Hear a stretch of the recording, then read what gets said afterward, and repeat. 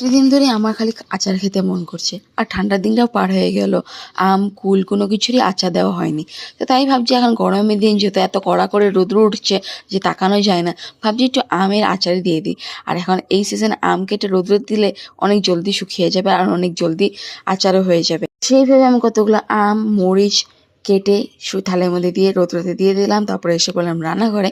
আর যেতে কয়টা দিন ধরে এত গরম পড়ছে, গরমের মধ্যে কোনো কিছুই খেতে ইচ্ছা করে না। তাই দেখো আজকে সকালবেলা ব্রেকফাস্টে আমি খাবো খই দই মাখা। এটা আমার একটা ফেভারিট আইটেম, যেটা যখনই গরম পড়ে তখনই আমি খাই।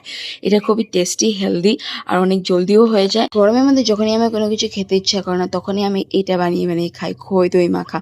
কি গরম বলো কি ঠান্ডা বলো, এটা আমাকে যদি কেউ যদি 12 মাস খেতে দিয়ে দেন 12 মাস খেয়ে দেবো। আমার এত ভাল লাগে আর এটা এত টেস্টি হয় খই দই মাখা গরমের দিনে। মানে এটা আমার একটা স্টেপল ডিশ বলতে পারো, যেটা আমি সবসময় খাই। আমার সন্ধ্যা বলো সকাল বলো এটা সবসময় লাগে আমার।